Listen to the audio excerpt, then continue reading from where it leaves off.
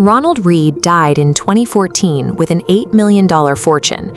He spent his life working as a janitor and gas station attendant, quietly accumulating wealth through decades of consistent saving and the steady progress of compounding. Read had no background in high finance. He never worked on Wall Street and lacked the elite education associated with such massive net worth.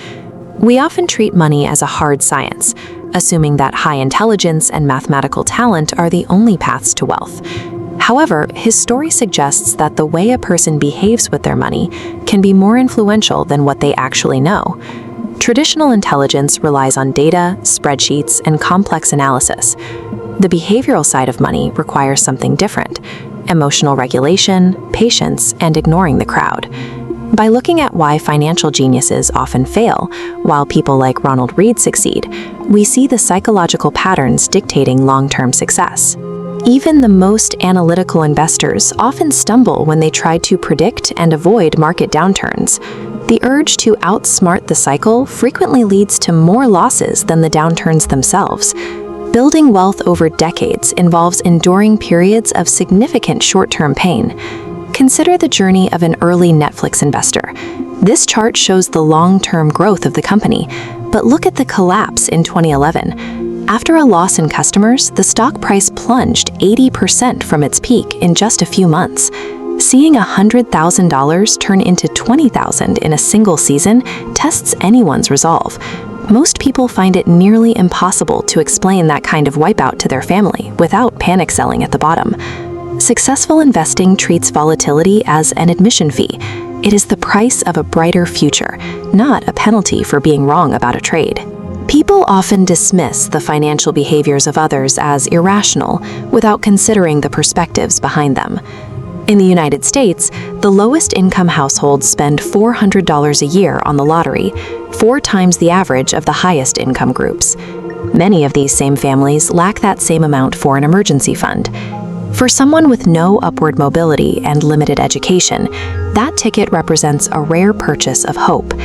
It is a way to buy into the dream of financial freedom that others already live. Misunderstanding these different perspectives leads many to copy investment strategies that don't fit their own goals. A trader chasing a short-term squeeze is playing a different game than someone building a retirement fund.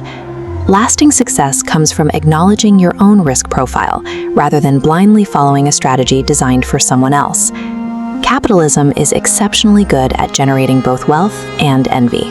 The urge to surpass those around us can fuel productivity, but social comparison often leaves people feeling inadequate, regardless of their success.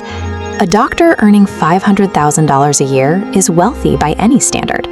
However, that feeling of achievement often vanishes when he moves next door to a CEO earning $10 million. Even that CEO can feel inadequate if he compares his salary to Michael Jordan, who has a fortune of $2 billion. $10 million suddenly feels like peanuts. There is always a bigger fish.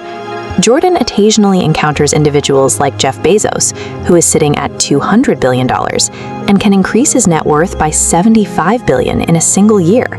The pursuit of more has no mathematical end.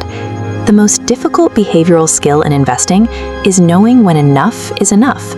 A pessimistic forecast often carries an aura of intelligence that optimism struggles to match. We tend to listen more carefully to threats than to opportunities. This is an evolutionary trait. Organisms that treated threats as immediate emergencies were more likely to survive and reproduce, hardwiring our brains for loss aversion. Modern financial disasters happen rapidly and dramatically, which violently triggers this survival instinct. These sudden shocks are easy to turn into compelling, frightening stories. Progress happens slowly and quietly over decades, making it less dramatic and easier to ignore. Long-term triumphs, like the recovery following a global conflict, rarely trigger our attention the way a sudden crash does. Mastering the market requires resisting these biological urges and maintaining a quiet optimism about the future. Ronald Read succeeded because his temperament was suited for the long term. He didn't have to be a genius to build his fortune. He just had to be patient. He survived the market cycles by being prepared for disasters he couldn't foresee, rather than trying to outsmart them. The constant stream of macroeconomic projections and market timing advice is often just a distraction from the simple mechanics of saving. Focus on auditing your psychological habits. Examine how you react to loss and how you define your goals. The market eventually prioritizes how you behave over how much you know.